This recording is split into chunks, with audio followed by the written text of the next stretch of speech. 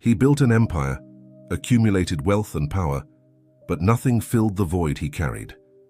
The absence of his missing sister was a ghost that haunted him. Until, on an unexpected night, an encounter on the streets changed everything. A silent woman, a lost gaze and a familiar scar. Fate had played its cruelest and most miraculous trick. Now he had not only found her, but would have to help her find herself again. If this story interests you, subscribe to the channel to receive all our exciting stories. Continuing. Michael Saunders observed New York City through the enormous windows of his office on the top floor of the tallest building on Wall Street. At 45, he commanded one of the largest financial conglomerates in the country, the Saunders Group, with investments spread across various sectors of the economy. His fortune was estimated in billions, but at that moment, as in so many others, he felt completely empty.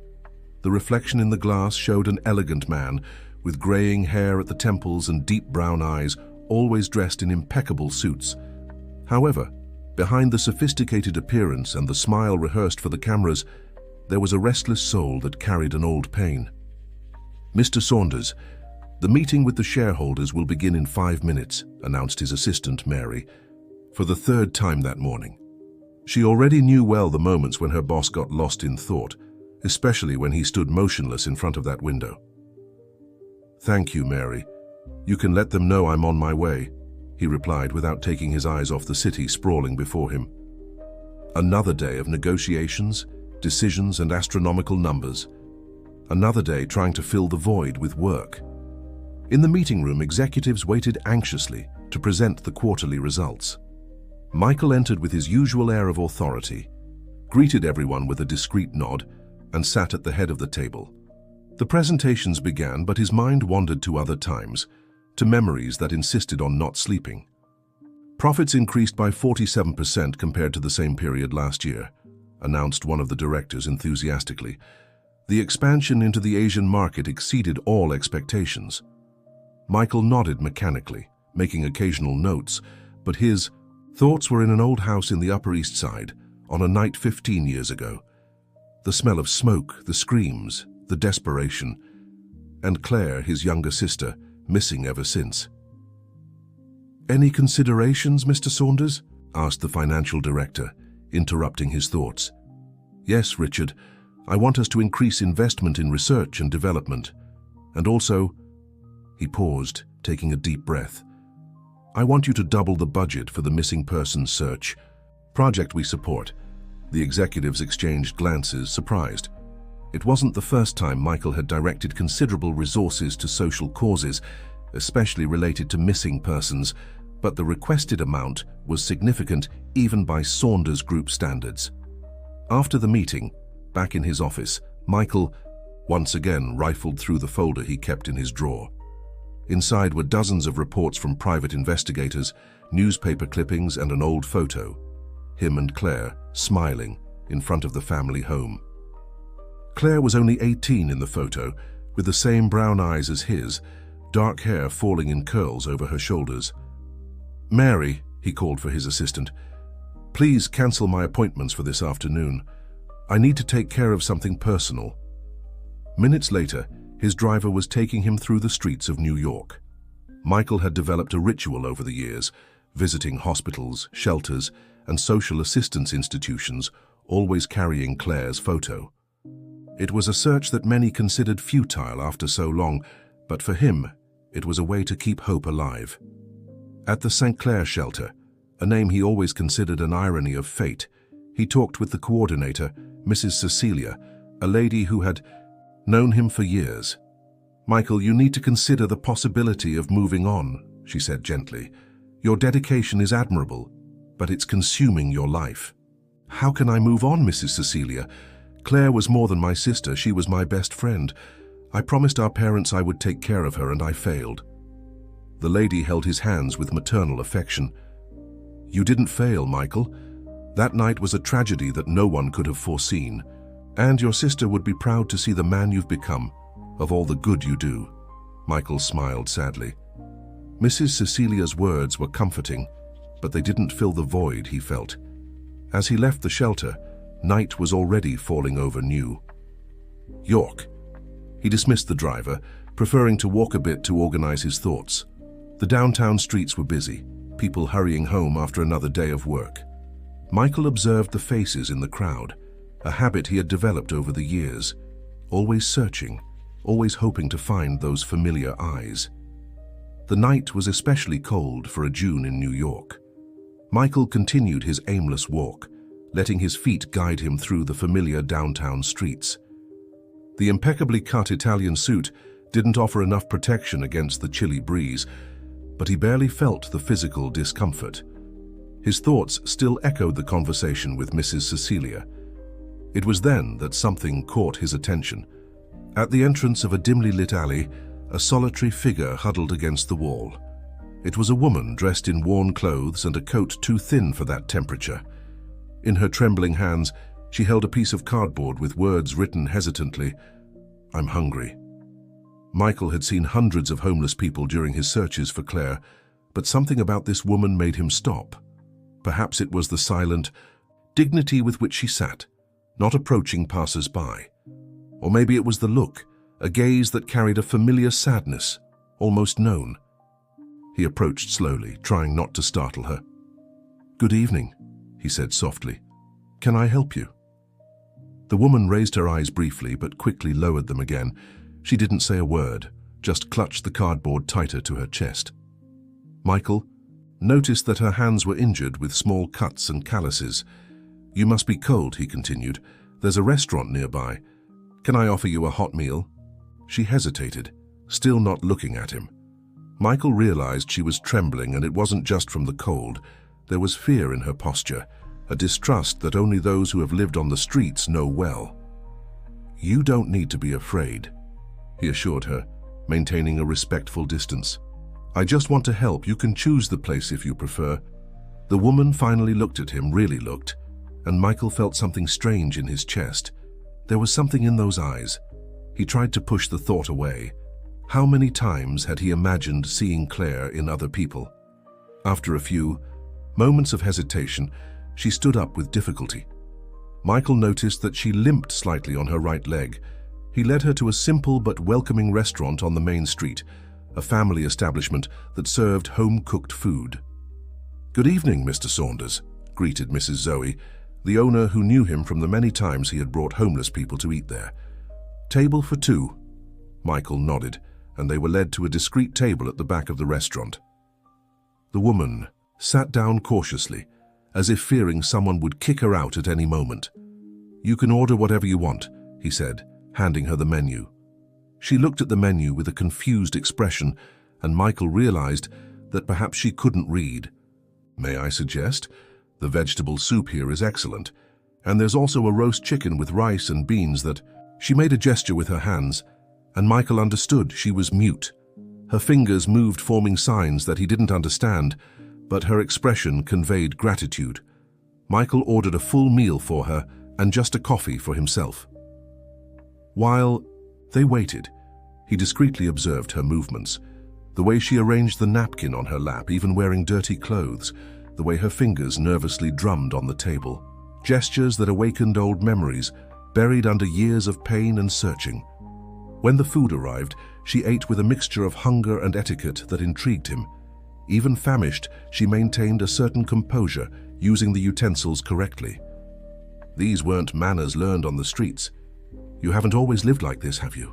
he asked softly. She stopped eating for a moment, and her eyes filled with tears. She made a vague gesture with her hands, as if trying to explain something too complex to be said with just signs. Michael felt his heart tighten. How many stories like that existed on the streets of New York?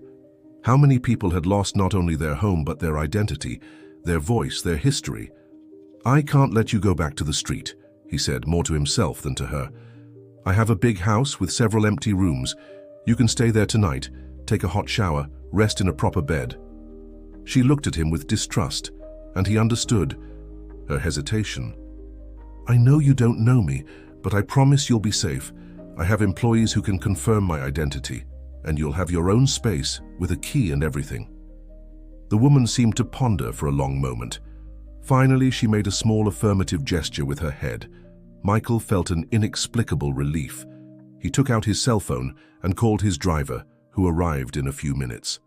The Saunders mansion, located in the Upper East Side, was an imposing structure that blended classic architecture with contemporary touches. When the car passed through the gates, the woman pressed herself against the car seat, visibly impressed by the magnitude of the place. "Welcome," said Michael, as the housekeeper Rose greeted them at the entrance. Rose had worked for him for more than a decade and was one of the few people who knew the complete history of the Saunders family. "Rose, please prepare the guest room in the East Wing," Michael requested, "and provide clean clothes and toiletries for our guest." The housekeeper nodded, casting a curious but discreet glance at the newcomer. In all her years of service, she had witnessed Michael's kindness to people in need, but something about this situation seemed different. "This way, ma'am," Rose gently indicated the way. The woman followed her with hesitant steps, looking back several times as if fearing Michael would change his mind. While Rose led the guest to the room, Michael went to his private study. He picked up the phone and dialed a number he knew by heart. "Anthony, I need your services again. It's urgent." Anthony Silver was the private investigator who had been assisting Michael in his searches for Claire for years. His discretion and efficiency were legendary in New York's private investigation circles. "I found a woman today," Michael continued. "She's mute, apparently lived on the streets for a considerable time. I need to discover her identity, her story." "Is there any specific characteristic that could help with the investigation?" Anthony asked. Michael hesitated. "There's something about her, something familiar, but I need to be sure before creating false hopes." Upstairs, Rose was helping the woman with her bath and clean clothes. While organizing some items in the wardrobe, she noticed that the guest was observing every detail of the room with a mixture of fascination and recognition. "Have you been in a house like this before, ma'am?" Rose asked gently. The woman made a vague gesture with her hands, her eyes lost in some distant point. Rose realized there was something different about this woman. Despite the dirty clothes and the evident time she had spent on the streets, her gestures had a certain natural elegance, as if at some point in her life she had belonged to a refined environment. After the bath, dressed in clean and comfortable clothes, the woman looked like a different person. Her dark hair, now clean, fell in soft waves to her shoulders. Rose noticed that she had delicate features, which vaguely reminded her of someone, but she couldn't pinpoint who. "I'll bring some tea and something light to eat," said Rose. "You should rest now." In the hallway, the housekeeper met Michael, who was waiting for news. "How is she?" he asked, trying to maintain a casual tone, but Rose could sense his anxiety. "She's calmer now, sir, but there's something curious." Rose hesitated. "Her manner, it reminds me of someone." Michael felt his heart race. "I noticed that too. Rose, I noticed that too." During the night, while everyone slept, Michael remained in his study reviewing old family photographs. His eyes alternated between photos of Claire and the notes he had made about the woman he had found. The phone rang, startling him. "Mr. Saunders," it was Anthony. "I've got some preliminary information. There are records of a woman with similar characteristics who was found in a state of shock on a road about 15 years ago. She was taken to a psychiatric hospital where she remained for a few months. No documents, no voice, no memory." Michael felt his hands tremble. "Go on." "She passed through various shelters in the following years. In all the records, she's listed only as Jane, a generic name given by the social worker who initially attended to her. But there's something more interesting. The date she was found. When?" Michael could barely breathe. 3 days after the incident at the Saunders mansion. The silence that followed was deafening. Michael hung up the phone mechanically, his mind a whirlwind of possibilities. He stood up and walked to the window, observing the New York night. In the reflection of the glass, he saw a figure standing at the door of his study. It was her, the woman he had found on the street, now dressed in a white robe from the house. Their eyes met through the reflection, and for a moment, Michael was certain. Those were the same eyes that had looked at him with adoration throughout his childhood. Morning arrived with an almost ironic softness, considering the storm of emotions that stirred inside the Saunders mansion. Michael hadn't slept, alternating between moments of overwhelming hope and cruel doubt. The possibility of having found Claire was simultaneously wonderful and terrifying. During breakfast, served in the winter garden, Michael observed each movement of the woman with renewed attention, the way she held the teacup, tilting it slightly before drinking, exactly as their mother had taught them when they were children. The way she organized the cutlery after finishing the meal, always perfectly aligned. Rose also noticed these details, and her heart beat faster with each new indication. The housekeeper had practically raised Claire during her adolescence, and now observing this mysterious woman, she found similarities impossible to ignore. "I brought something for you," said Michael, placing a notepad and a pen on the table. "I thought maybe you could tell us a little about yourself." The woman picked up the pen with hesitation. Her hands trembled slightly as she tried to write, but after a few frustrated attempts, she let the pen fall. Tears of frustration shimmered in her eyes. "Don't worry," Michael reassured her, gently touching her hand. "We have time." At that moment, Anthony arrived at the mansion, bringing more information about the investigation. Michael received him in his study, while Rose accompanied the woman through the garden. "The medical records I found are fascinating," Anthony began, opening a folder. The patient presented a rare case of dissociative amnesia, possibly triggered by severe trauma. "The most interesting thing is that old burn marks were found on her right shoulder." Michael felt the air leave his lungs.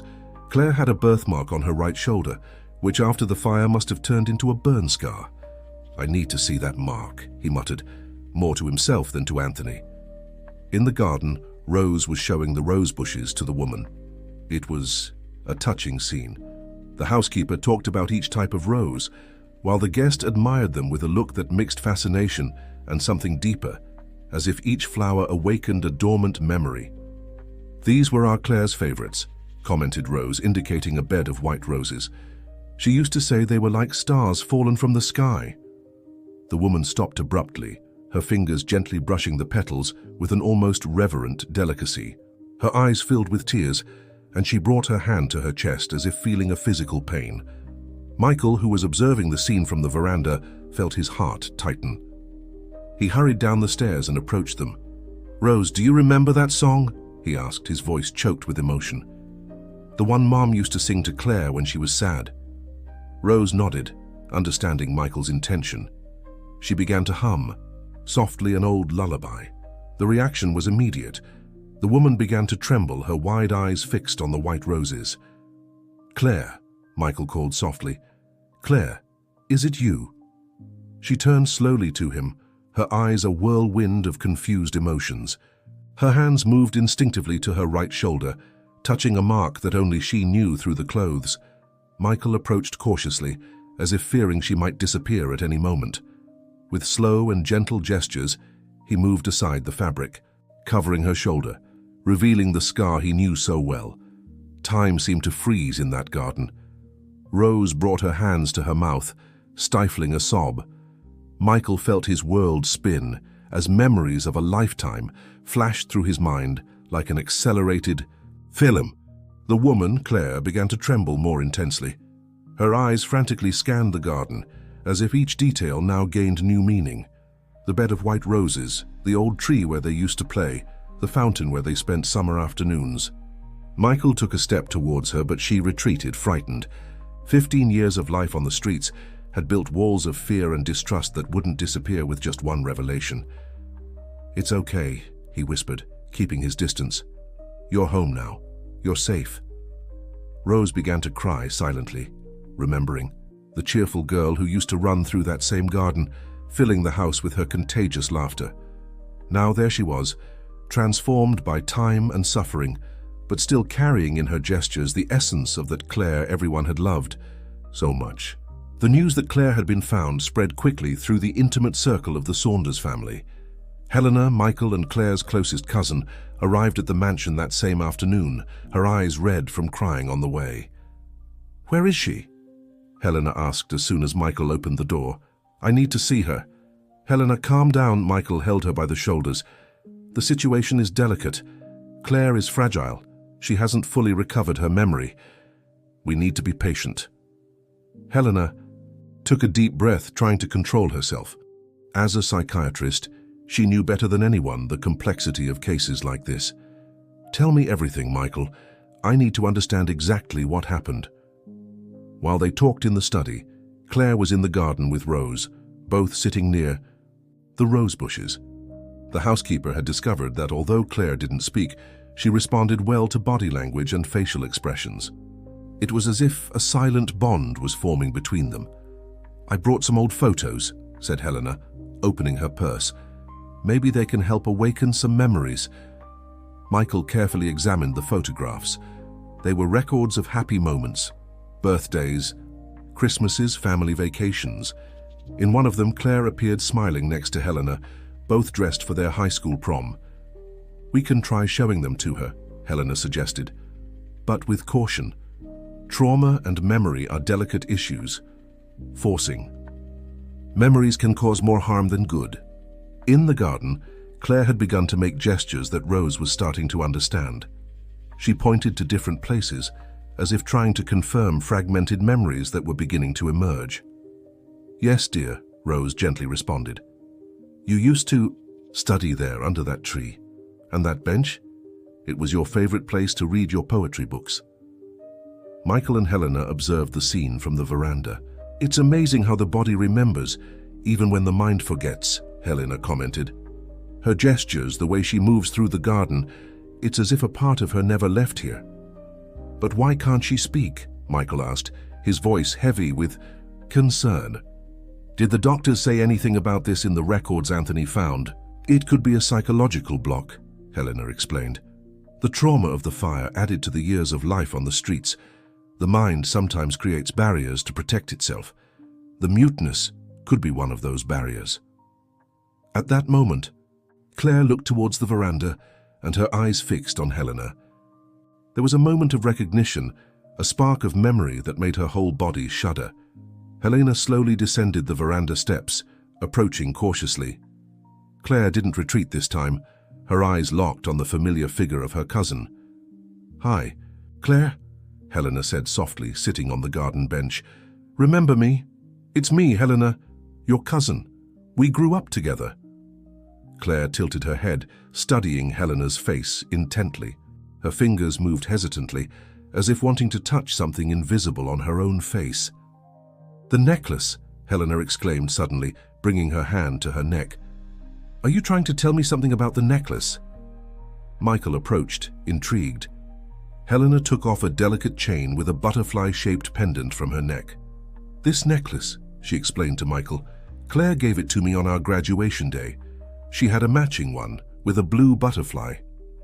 Claire began to make more agitated gestures, her eyes shining with contained tears. She got up abruptly and walked towards the mansion, making signs for them to follow her.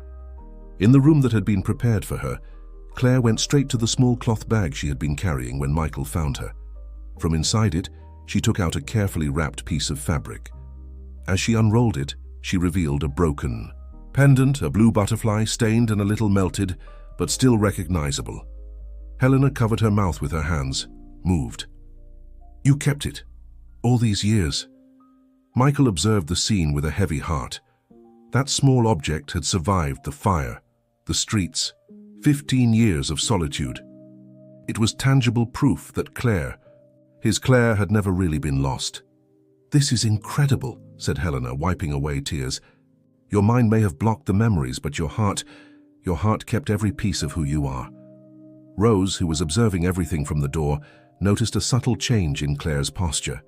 It was as if each small discovery, each fragment of recovered memory, was rebuilding not only her past but also her present identity. While the Saunders family lived through the delicate process of reconnecting with Claire, other gears began to move behind the scenes of Michael's financial empire.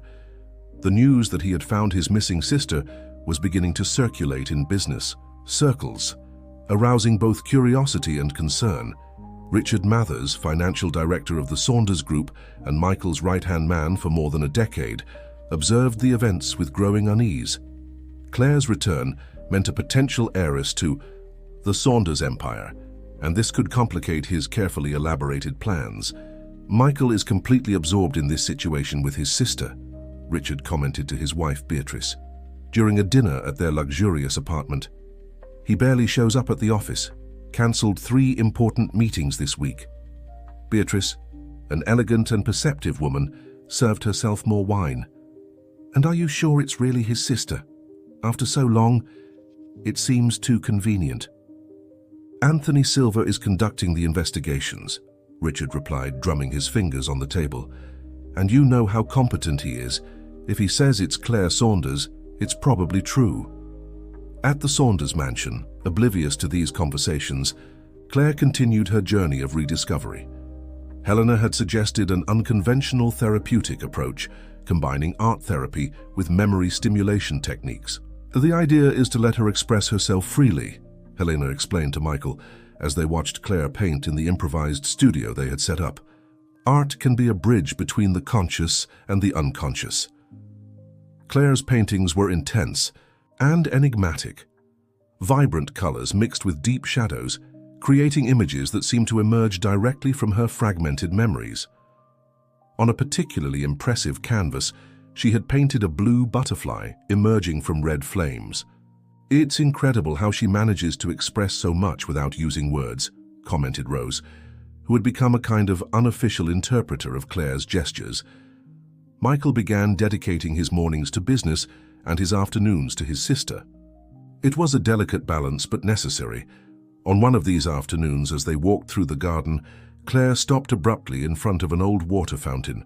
Her gestures became more agitated, and she began to draw something in the air. Rose, who was accompanying them, tried to interpret. "I think she's remembering something related to water." Claire nodded vigorously, pointing to the fountain and then to herself. Michael frowned, trying to understand. "The fountain. You used to play here as a child." More gestures, more urgent now. Claire pointed to the water, then made a movement, as if she was writing. "Wait," said Michael, an old memory surfacing in his mind. "The diary. You used to hide your diary here behind the fountain stones." Claire's eyes shone with tears of recognition. Michael approached the old fountain, examining the decorative stones. After a few moments of searching, he found a hollow space behind one of the larger stones. "It can't be," he muttered, sticking his hand into the space. His fingers touched something solid. Carefully, he pulled out a small notebook, protected by a plastic bag already deteriorated by time. The diary was stained, and its pages were yellowed, but it was still there, preserved like a time capsule. "Claire," whispered Helena, who had joined them in the garden. "You remembered. After all this time, you remembered." Claire extended her trembling hands towards the diary, but hesitated before touching it. It was as if that small object represented a bridge between her past and her present, a bridge she wasn't sure she was ready to cross. Michael handed the diary to Helena. "Maybe it's better if you keep this for now when Claire is ready." Helena agreed, putting the diary in her purse. As a psychiatrist, she knew that each recovered memory was like a piece of a complex puzzle, and that forcing the process could cause more harm than good. That night, while everyone slept, Claire remained awake in her room, her fingers tracing invisible patterns in the air, words she wanted, but still couldn't say. Outside the mansion, city lights shone like earthly stars, silent witnesses to a story that was still far from over. Helena spent the entire night poring over Claire's diary, her hands trembling with each turned page. As a psychiatrist, she knew that those words written 15 years ago could contain crucial clues to help her cousin recover not only her memory, but also her voice. "Michael," she called in the morning, as soon as her cousin entered her private office where she had decided to examine the diary. "You need to see this." The yellowed pages contained more than simple accounts of an 18-year-old's daily life. Claire wrote about family tensions, about strange conversations she overheard in the mansion's corridors, about documents she found in her father's office. "Look at this." Helena pointed to a specific entry, dated 3 days before the fire. "Dad is worried. I heard him talking to Michael about something related to the company. Words like fraud and evidence were mentioned. Michael insists they need to report it, but Dad is afraid. He said powerful people are involved. I found some documents in the office today, but I don't quite understand what they mean. I made copies and kept them in a safe place. Michael paled as he read those words. I remember that conversation, he murmured. Dad had discovered serious irregularities involving some important investors. I insisted we should take everything to justice, but he feared retaliation. Do you think, Helena hesitated, that the fire wasn't accidental? Before Michael could answer, they were interrupted by Rose, who rushed into the office. Mr. Michael, Miss Claire is very agitated. She woke up like this, making gestures I can't understand. They ran to Claire's room, finding her in a state of deep distress. She repeatedly pointed to the window, then made movements as if she was flipping through pages. The diary, Helena said softly. Are you remembering something you wrote? Claire nodded vigorously, then began to make gestures that simulated the act of hiding something. The copies of the documents, exclaimed Michael. Claire, do you remember where you hid them? She closed her eyes as if trying to organize the fragmented memories in her mind. Then, she stood up decisively and walked to her old dresser, which Rose had kept intact all these years. With trembling fingers, she began to feel the wood of the top drawer. Let me help, Michael offered, carefully examining the furniture. After a few minutes, he discovered a false bottom in the drawer. Here, the secret compartment revealed an envelope yellowed by time. Inside it were copies of financial documents, contracts, and a handwritten letter from their father, addressed to Michael.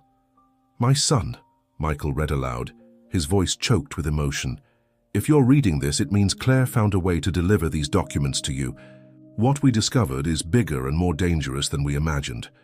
There are people within our own circle of trust involved in a complex fraud scheme. I kept copies of all the evidence, but I fear for our family's safety. Claire doesn't know, but she saw me hiding these papers. Protect your sister, Michael. She may be the only witness to what really happened. Claire began to tremble violently, silent tears streaming down her face. Helena hugged her, trying to calm her down. This explains a lot, said Helena while stroking her cousin's hair. The trauma of the fire added to the weight of this secret. Her mind created barriers to protect itself. Michael examined the documents with growing attention. Some names began to jump out at him, names of people who still held positions of power in the Saunders group today. Richard, he murmured, recognizing the signature on some of the fraudulent contracts. Richard Mathers was involved from the beginning. At that moment, Claire broke free from Helena's embrace and ran to her cloth bag. From inside it, she pulled out an old crumpled newspaper clipping. It was a report about the fire at the Saunders mansion, with a photo of the site. In the corner of the image, partially visible, was a car that Claire was insistently pointing to. It's Richard's car, Michael recognized, feeling a chill run down his spine. He was there that night, but he never mentioned it in all these years. Helena picked up her cell phone, her hands trembling slightly. I'm going to call Anthony. He needs to know about this immediately. Claire held her brother's arm tightly, her eyes pleading for something her voice couldn't express. Michael understood. After 15 years, the truth was finally beginning to emerge from the shadows, but with it came new dangers. The news of the discovery of the documents spread quickly through the Saunders inner circle. Anthony, the private investigator, arrived at the mansion early in the afternoon, accompanied by his team of specialists in old documentation. These papers are pure dynamite, he declared after a preliminary analysis. They prove a fraud scheme that extends to this day. Richard Mathers is just the tip of the iceberg. Meanwhile, in the Saunders Group office, Richard received a disturbing call. Mr. Mathers, said his secretary's voice over the intercom, Mr. Michael Saunders is requesting an emergency board meeting for tomorrow morning. Richard felt a drop of cold sweat trickle down his forehead. Any specific reason mentioned? Only that it involves historical company documents and Miss Claire Saunders. After hanging up the phone, Richard took out his personal cell phone and typed a quick message. Red code. She remembered. At the mansion, Helena was conducting a special therapy session with Claire, using controlled regression techniques to help her process the emerging memories. Breathe deeply, Helena guided, as Claire sat in a comfortable armchair in the improvised office. You're safe here.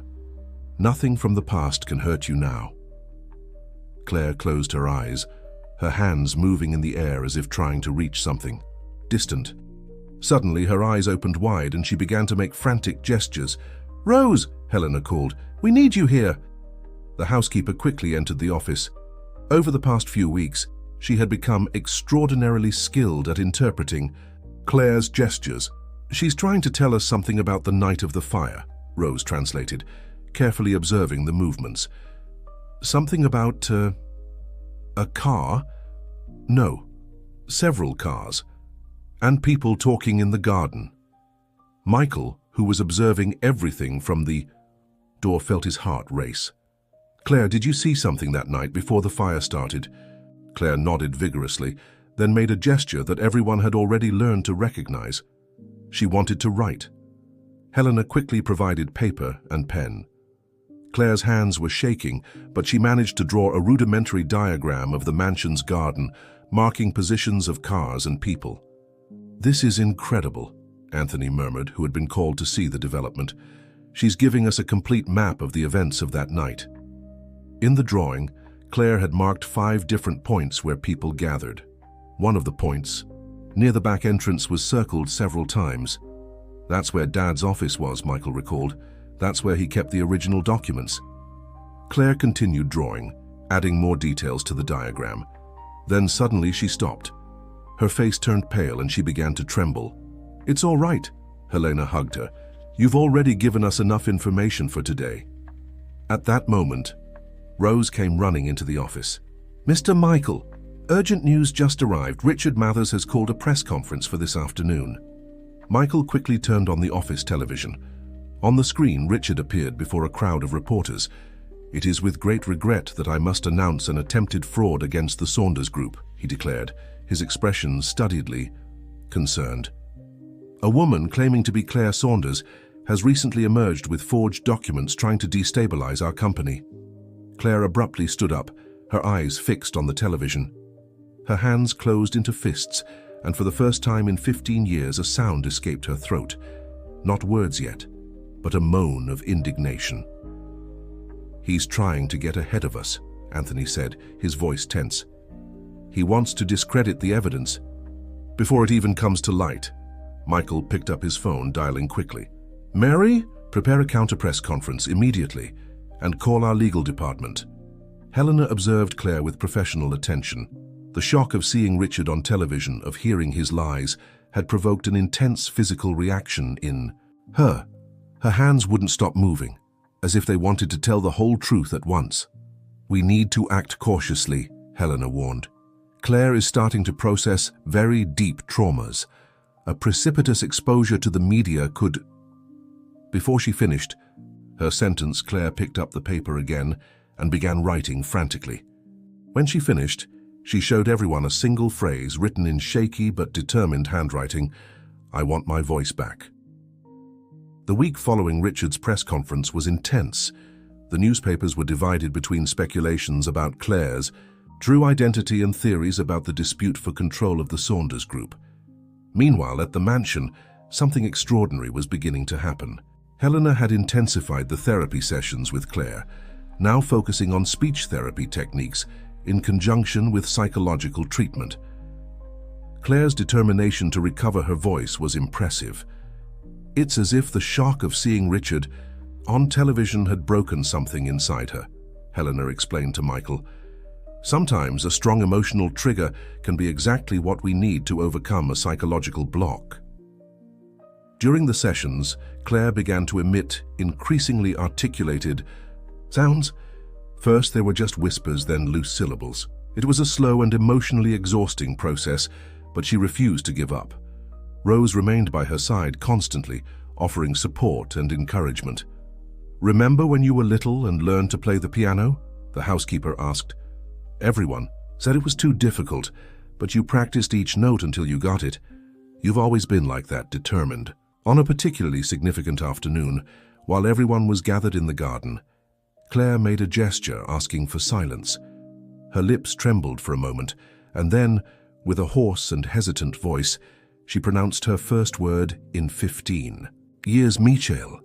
The sound, though weak, echoed like thunder in the silent garden.